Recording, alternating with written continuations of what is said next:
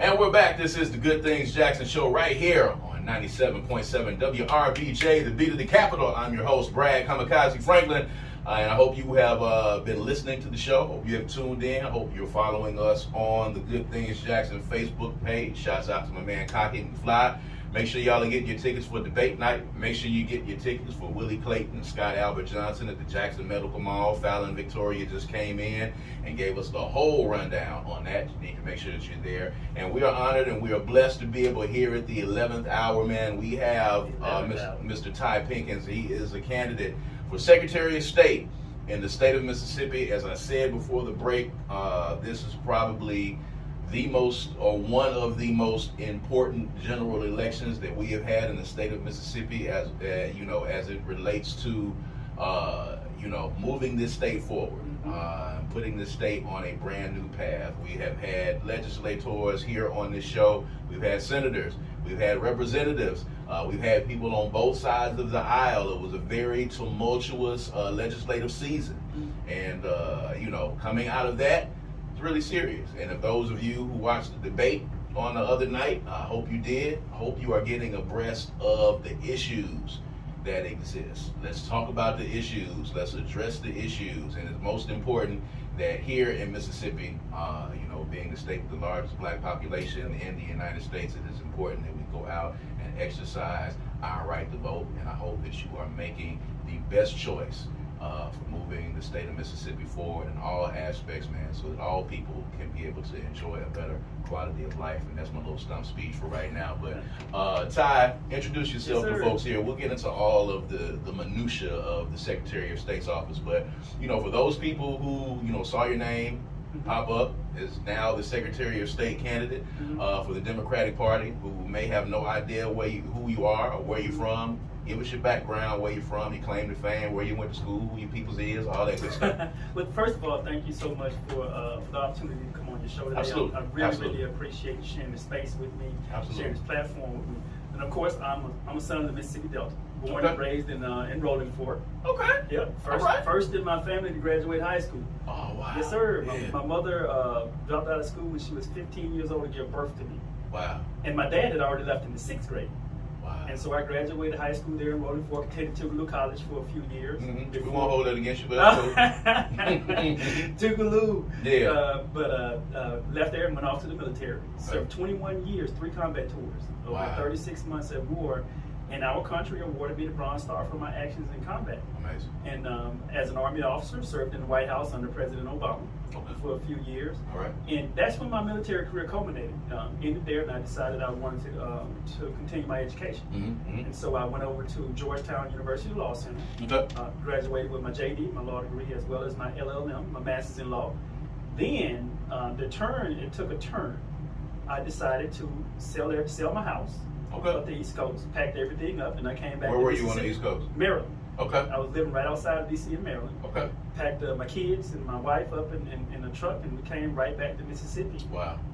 And for the last few years, I've been serving in some of the most underserved communities in our state, particularly over in the Delta, helping single mothers facing eviction in the middle of winter, in the middle of a pandemic at the same time, and representing low-income farm workers who have been cheated out of their pay. You probably heard about the case 2 years ago. Yes. Representing those farm workers who have been cheated out of their pay. And now I'm in this race for Secretary of State. Now, real quick before we get into that, you said Rolling Fork. Give us an update. We know that the tornado came through and just basically obliterated the entire city.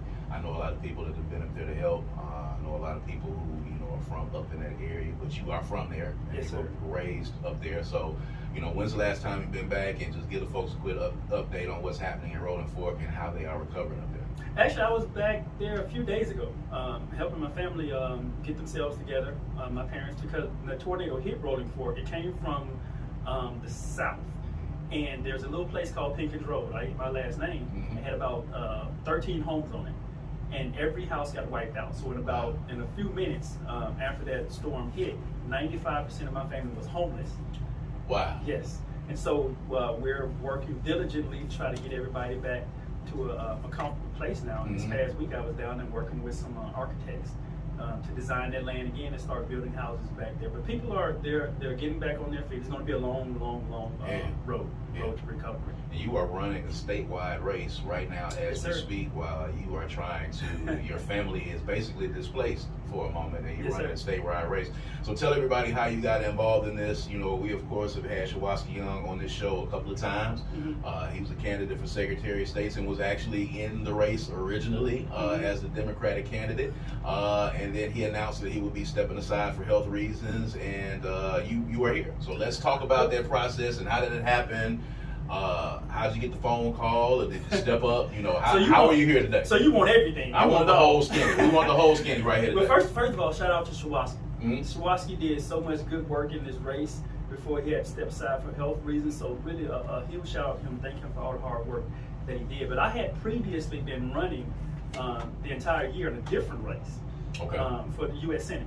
I started in January of this year, and I ran all year, and I was coming from Belzona, Mississippi, from an actual campaign event for that race. And that's when I found out that Shawaski had stepped aside. Somebody asked me, the party asked me, hey Tyler, we need you to stop by the office, and we need to have a conversation. And that's what the conversation was about. And the question was, are you interested in putting your name forward? And for me, it wasn't a very difficult conversation. You, like I, we both know that there's no people who have fought harder for voting rights than the people of Mississippi. Absolutely. It hands down, nobody. Absolutely. And so when Shawaski had to drop out of the race, there was nobody going to be on the ballot. And from my understanding, there was nobody going to be on the ballot in November to give Mississippi voters an option for Secretary of State. I said, that just can't be. That cannot be. When you think about people like Fannie Lou Hamer, Medgar Evers, Vernon Damer, Tougaloo 9 from right here in Jackson, we just can't let that be, especially for a seat like Secretary of State and the implications that seat holds. When you talk about access to voting, creating business relationships to spur economic growth, not only here in Hinds County and Jackson, but across the state. So that's what all was on the line when that seat came open. So I said, you know what, this makes perfect sense. So, you know, we always use these conversations as teachable moments. We have a lot of lay people out there who, you know, do not even know what, you know, the job of these different offices absolutely right. This one is important. So they know about the governor, they know about the mayor, they know about aldermen and city council. But when you start talking about, you know, what the representatives do, what the senators do, the Secretary of State, the auditor, the treasurer, the commissioner, you know, the transportation commissioner, the agricultural commissioner, like these are all offices that people run for, and they're all equally important. It's not flash. These are real jobs, and people don't really understand what, you know, folks do in those roles. So for those that do not understand the role of Secretary of State, they know it is an important role that's run for on the state level. What is that office responsible for? The Secretary of State's office is the third highest office in the state. You have the governor, you have the lieutenant governor, Secretary of State, and then you have Attorney General. And it's an incredibly important office. You're talking about, we all know that in order to start a nonprofit, a charitable organization, you got to go through the Secretary of State's office. We know that the Secretary of State's office controls all the public land, the land that Mississippians own. You know, you pay taxes for. Secretary of State's office manages all of that land, 16 section land, for example. The Secretary of State's office, you have to go through that office if you want to start a business, an LLC, a corporation, a small business. You're going through the Secretary of State's office. But I think the two most important duties of that office is he's responsible for creating those relationships with those business and industry leaders all across our states to get them to invest in different parts of the state. And sticking on that point of creating those relationships, we all know that Jackson is our capital city. Has been underinvested in for so long. Nobody inviting businesses to come into our capital city to help with economic growth. That's the Secretary of State's tip of the spear for that. That's why that is so important. And we're not even going to get into the underinvestment in the Mississippi Delta. Because you know as well as I do, for as long as I can remember, we've been at the end of the line with regard to unemployment, economic growth, job development. And one main reason that's been happening is because we refuse to adequately invest in the Mississippi Delta. We won't take advantage of the resources that we have there in order to move our state from the back of the line with regard to unemployment to the middle of the pack to the front of the line, and we can do it. Right. We can do it. Right. Let me ask you this, because the picture, of course, is being painted across the aisle that things are fantastic with employment, and things are fantastic with jobs in the state of Mississippi. It's kind of a situation where, you know, who you gonna believe? You gonna believe Republicans, or you gonna believe your line eyes? There you go. Too. So we know that there's been disinvestment in the state, and we know that employment is not where it needs to be. We know that the job situation is not where it needs to be. We know that we are losing our best and our brightest every day. Brain drain is a tremendous problem here in the state of Mississippi. So how do you propose to combat that and switch that around? You're talking about reaching and inviting people here into the state of Mississippi and to invest in the state of Mississippi. What do you think you can do that's been different from what other Secretary of States have done, or what any of the public officials have done right now to try to invest into the state? I think it's multifaceted, because all of these roles are overlapping. When you talk about governor, he's running to expand Medicaid in the state. He's running to improve the job situation. You have the Attorney General that's running to make sure that some of this corruption gets investigated. Right. But with the Secretary of State's office, I think the thing that we need to pay attention to is expanding voting rights and re-implementing the ballot initiative. Expanding voting rights, because think about this, 41 states, we only got 50, 41 states have implemented what's called online voter registration. I'll give you one guess as to which state has not.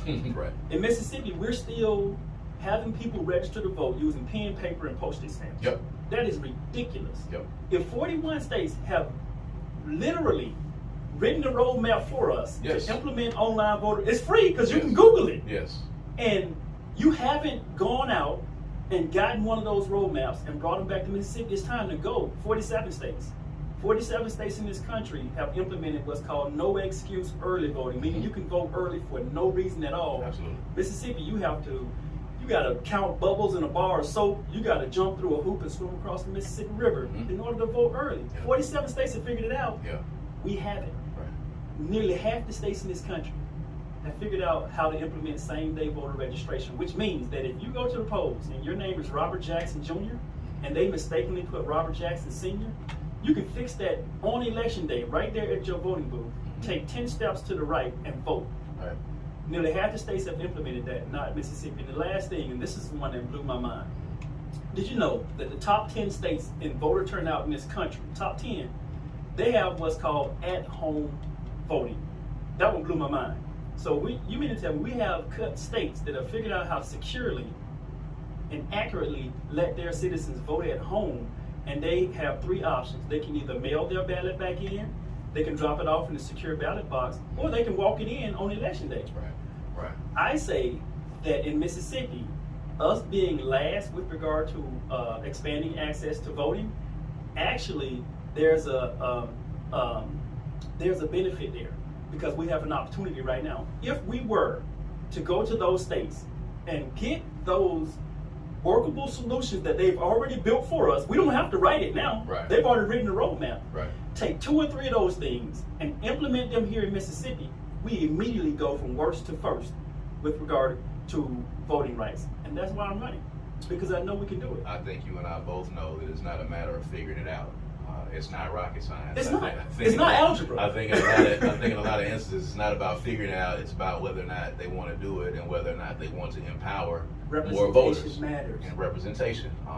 You know, and I think a lot of people don't understand when they say, "Hey, you know, why am I voting? Why should I vote? You know, I'm voting for the lesser of two evils. They're both, you know, a part of the same system." Well, your representation is important. Yes. Your voice is important. You know, you speaking out, your vote is your voice. Whether or not you feel like the two parties are intertwined and they're in cahoots together, if you don't vote, you're not represented. Your area is not represented. Your neighborhood is not represented. So it's very important. So when you hear, you know, people talk about not being able to figure out how to take care of absentee, you know, voting and how to take care of early voting. These are things that are done to keep voters at a disadvantage, because they know that if people start voting in mass, those numbers are going to start turning out a little bit differently. Where you have a red state right now, you know, there's a possibility that, you know, we may be able to turn it a little purple. Well, right there. Yeah. We are right there. Yes, you right mentioned it earlier. Yes. You mentioned it. Mississippi is the blackest state in this country. It is. The blackest state in this country. And all we need is turn out one time. And I think this is the year. This is a unique year where you have an exciting candidate running for governor who is speaking to that group of people. Right. Not only that group of people, but the message that he is trying to convey is actually overlapping to other groups also. It is. And when you talk about the Democratic Party, their base of the Democratic Party is, we all know, right here in Hinds County in Jackson and in the Mississippi Delta. Yes. Well, this year you got, 3 or 4 Delta boys on the ballot statewide this year. Willie Simmons, myself, Brad Bradford running for Commissioner of Agriculture.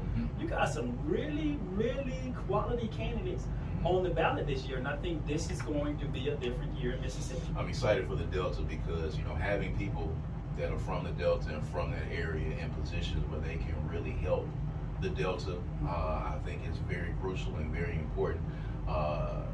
To have a state like Mississippi and to have an area of the state that is rich in history as the Delta. But, it helps the state overall. It helps the state overall. Classically overlooked, classically underfunded, classically disinvested in. I think it's very important that happens. Now, with that being said, let's talk about the Democratic Party a little bit. Let's talk about how you got involved in this process. And let's talk about what has happened with the Democratic Party here in the state over the past few months. I had some representatives and I've had some senators here on this show. We have talked about, and I even talked to Shawaski about it when he was here, the lack of support that came from the Democratic Party, the lack of organization within the party, the lack of, having, a slew of candidates on the ballot, saying this is our ticket, we're running this particular ticket, and what happened recently with the Democratic Party with the switch in leadership at the top. So, you were running for another office, but, you were dealing with the party, you kind of saw what was going on, you saw the back and forth, I think, that happened with the previous head of the party and one of the gentlemen that's there now. Talk about what was going through your mind when you saw that back and forth going on, and, how could you say your relationship with the party has been, pre-change in leadership to now? How has it affected you, and how have you seen a difference? And, is it something that people will be able to tangibly see come Tuesday? Well, I think the unique position, I had a great relationship with the previous leadership in the party because I had got back to Mississippi from law school, and after working in those court cases, I started to work with the party to try to help them build themselves up, especially in the Delta. So I had a great relationship with the previous party, but I have an awesome relationship with the current leadership as well. So I saw both of them. And I saw what was the change that took place. I saw it as an inevitable necessity. A necessity, almost a passing, at it. Almost a passing of the torch. Sometimes that hurts. Sometimes it's painful. Sometimes it's messy. But it's going to happen. Either you're going to get the torch shoved in your hand, or the next generation is going to snatch it out of the previous generation's hand. Those are facts. And the latter, you don't want to happen. You don't want that to happen. You don't want that to happen. But we are where we are, and I think we're pointing in the right direction. How's the support been from the party since, of course, they called you in and asked you to, to switch races and get into this race? So, how's the relationship been? How has the support been? How's the support been financially? How's the support been branding wise, social media, all those things that we can look for the party to do for the Democratic candidates? How's that been for you? Look, when I got into this race, I sat down and I talked with them. They told me what they were going to help me do. They knew I was behind the curve. Everybody else had been running for 8 months, and when I changed over, I had to start back from zero. All the way from zero. And they said, "We got your back. We're going to help you out." And Chairman Taylor told me that. He looked me in my eyes and told me that, and he stood by it. He provided me some people to help me on my team, to help me get up and running in this race. Financial resources, he found it and figured out how to get it to me, and to keep us moving forward. And since, I think that was late August, when I got into this race, since then, they've been by my side. That's fantastic. By my side. And I can tell you this, the Mississippi Democratic Party is pointed in the right direction. We're not where we need to be. We're not there. But we are pointed in the right direction, and there's a lot of energy in this party right now. A lot of people are excited around the state. I've been to about 70 counties so far. I was looking at my odometer today, And over the past 11 months, I put 59,725 miles on my car. Wow. Over the past How many oil changes have you had in that time? I changed my oil probably every 60 days. I change my oil. Yeah. And you putting in some work, man. Yeah, and when I go in, they're like, "Why are you back here again?" Look, I'm rolling. Yeah, they can look at that odometer and say, "You've been rolling." Yeah, that's the Mississippi Democratic Party. Yeah. Hey, look, you need to be here. You need to be there. Yeah. This is what it's looking like for you behind the scenes. We got your back. And so I can't say enough about the current leadership in the party and the work that they've been doing to build it back up. Now let's talk about this. Of course, we know the state of Mississippi has not elected a black man to a statewide office. That has not happened yet. Yes, sir. You could possibly, be the first. So, talk about your challenges there and talk about, I guess the responsibility that you hold right now and possibly, being the gentleman that breaks through. 145 years. Yeah. It's been 145 years since we had a black man in a statewide seat in his office. And ironically, that seat was Secretary of State. Yeah. We had 5 that held this seat pre-Reconstruction, during the Reconstruction period. And when Reconstruction ended, guess what else ended?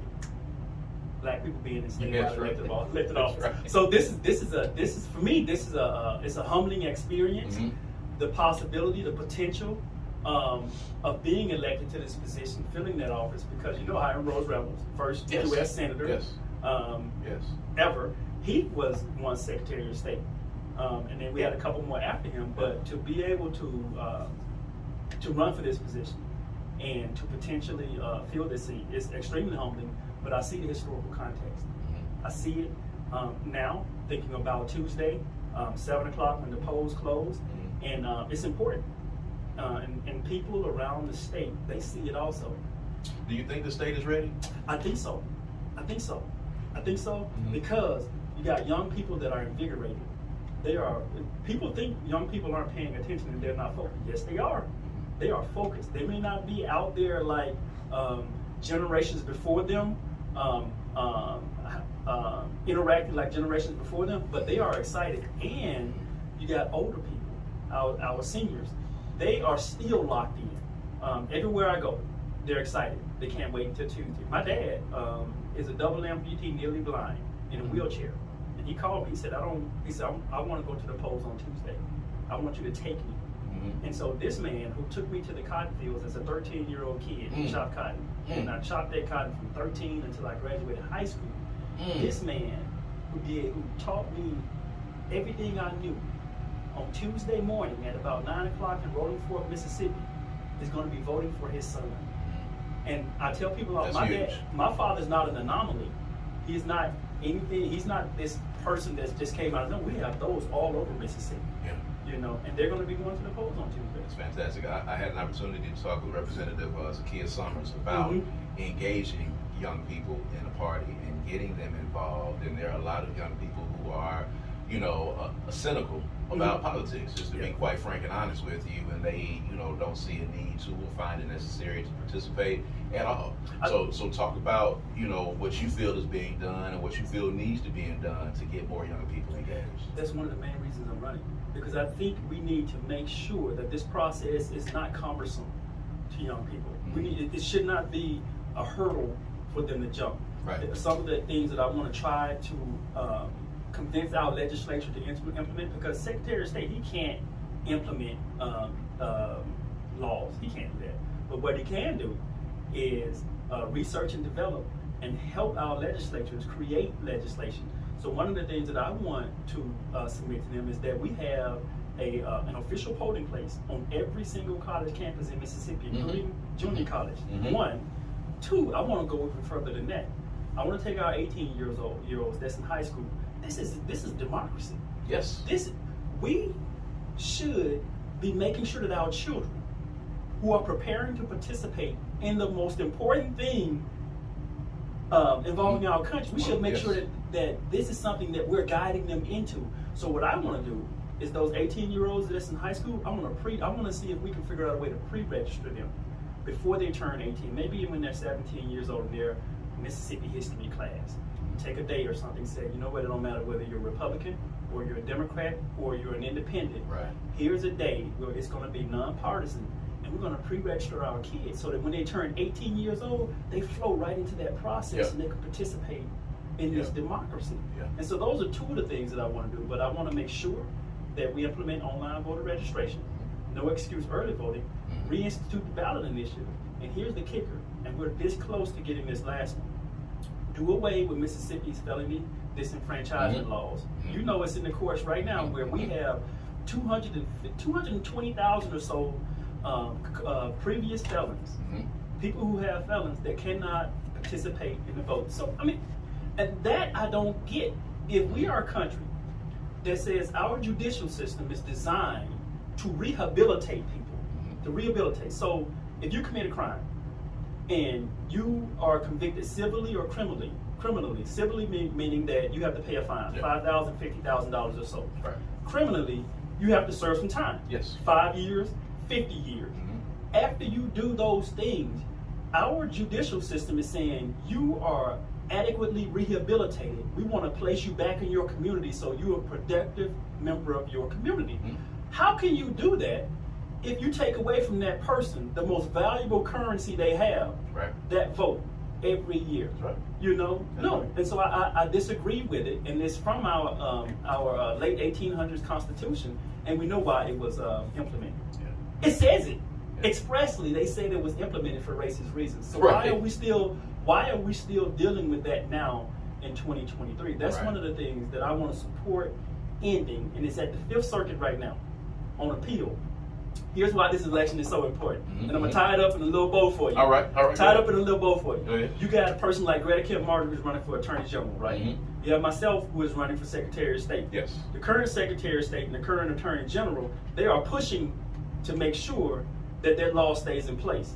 If on Tuesday, Greta Kim Martin becomes the Attorney General and I become Secretary of State, then we have the power to affect that, because the Fifth Circuit, that 3-judge panel has already overturned it. It's on appeal right now. That means that we are right this close we're on the cusp of it. Yes. We've had some folks from the Mississippi Center of Justice in here, and they've been telling us about that. They were working on it, and Zaki has said that they're working on that as well, and I think that's a huge thing. We're talking to Ty Pinkins. He is the Democratic candidate for Secretary of State. Voting on Tuesday. If you're listening to this show right now, get to the polls. Wherever you're at, make sure you get a ride. If you got somebody that doesn't have a ride, get them there. It's a very important election. Real quick, in the 11th hour, if there are people that want to get in touch with you, even if they want to just get in touch with you and maybe kind of ask you some questions right before they get ready to go, and it might be crucial that they hear from you to know whether or not they want to check by your name on Tuesday. Give them all the information and the contact information. Well, first of all, shout out to the Mississippi Center for Justice and Vandal Way over there. They are doing excellent work. I could not recommend a better organization. I enjoyed my time working at MCJ, so shout out to Mississippi Center for Justice for sure. How you can contact me, all my social media handles, Facebook, Twitter, LinkedIn, Instagram, they're all Ty Pinkins, at Ty Pinkins, TYPINKINS. Of course, you can find out more about us, about me and my campaign at typinkins.com. We need you to get to the polls. November the 7th, from 7 a.m. to 7 p.m. This is the year. This is it. It is very important that you do that, man, and we appreciate you guys for tuning in with us. Tuesday, make sure that you go vote. It's the last thing I'm going to leave you with today. Tuesday, make sure that you go vote. Everybody within the sound of my voice, anybody that's watching this right now on Facebook Live, go vote on Tuesday. It's very important, all right? Pick the candidate of your choice, but whoever that is, just make sure that you're there and you're at the polls and you're exercising your right to be represented as a Mississippian at those polls, all right? This is the Good Things Jackson Show, man. Signing off right here at WRBJ 97.7 FM, the beat of the capital, where we talk about the good things Jackson, controlling the narrative, changing the narrative, man. We're going to talk to you guys next time. All right, peace and power. Absolutely awesome.